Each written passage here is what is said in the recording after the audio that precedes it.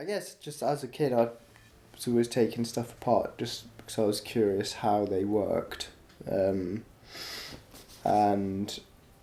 from there, it just moved on like to bicycles, motorbikes, cars. Um,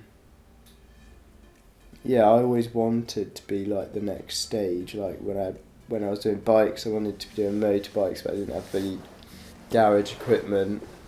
And now I've got the garage equipment and some of the knowledge about engines and stuff. I kind of prefer the more simple stuff of going back to bicycles because you can just do it with minimal equipment and it's better for the environment and stuff. I take a very immediate approach to it. As long as I'm not going to be, hit by something or set on fire within the next couple of minutes, then it probably seems like a safe activity.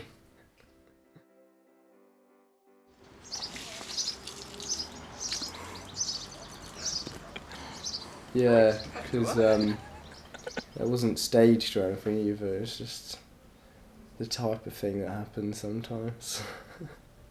Well, first of all, I got a Morris Minor from when I was about 16 from a friend, and I think they didn't really know a huge amount about cars, so they didn't quite realise it was in a bad way and not really a suitable project for a 16-year-old. But I ripped it apart and found some massive holes that I could actually put limbs through. So that one ended up being sold on eBay for £100 or something.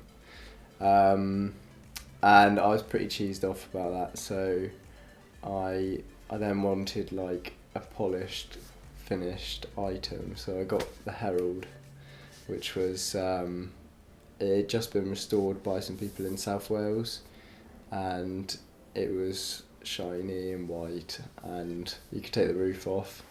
So that was grand. So I had that, and then I was kind of a bit fed up with the fact that it leaked and it broke down many times and it couldn't really get me anywhere, like super long distance. So then I got a Peugeot modern Euro box, which did the job for another 6 months before I went travelling. And then I missed the classic car, so I got the Morris. Well, I did the first stage pretty quick, 'cause I actually managed to do it while I was on my gap year before I went travelling. So I I basically stripped it all down before I went, and it was a shell sat on my drive. My auntie said it looked like I think she said a wasp. It's like landed on my drive because it was just the shell sat there perched up on some bricks. So I took all the bits out. Pretty much all of the car was in the garage and the shell was on the driveway, and it remained like that for the next 2 years pretty much. I welded it up before I went travelling as well. Came back, then I think I sprayed it before going to university. Then it rusted out many times again, so I repainted it. And then essentially it was the past year that I actually got down and finished it, thanks to yourselves. The colours, I mean, when I started, it was going to be, I was like, yeah, I'm going to do a really nice job. It's going to look shiny, it's going to look brand new. So I painted it for Ilford Grey, which is the original Morris colour, which is a bit boring, and I regret doing that because it's just grey. But, and then because I left it on the driveway for a long time with the cover on it, it kind of started to bubble through rust again, particularly on the roof. So I ordered like another litre of paint on eBay,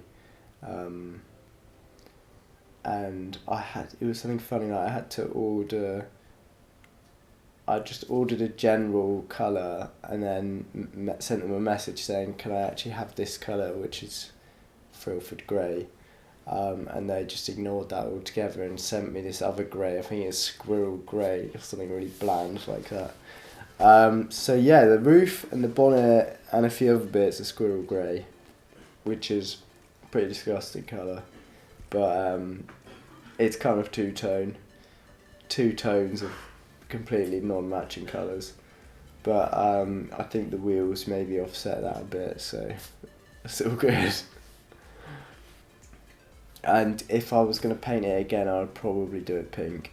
We did have a bit of a mishap when lowering the engine into the car. Well, we had used a luggage strap to pivot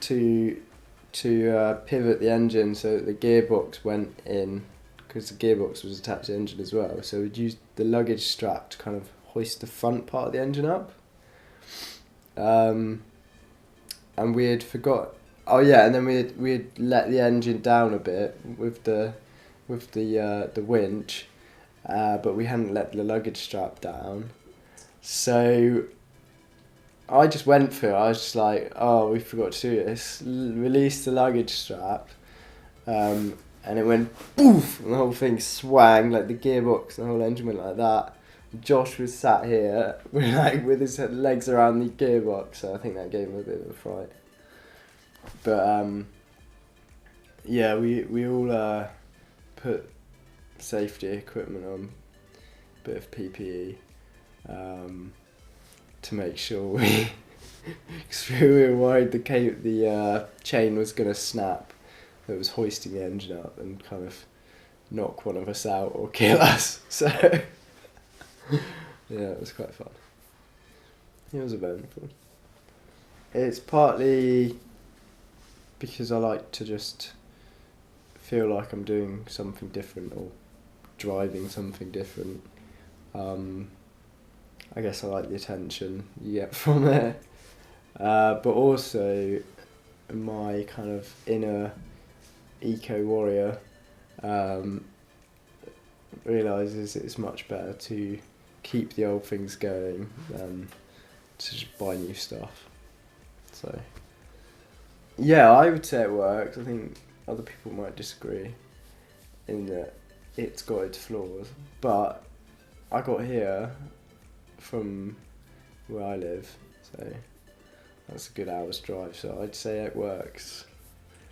The flags, right, the car is actually the Tibet Liberation Vehicle, and it drives around making people curious as to what the flags represent, and it does say Free Tibet on the back, so I hope that people do then go and look up the cause.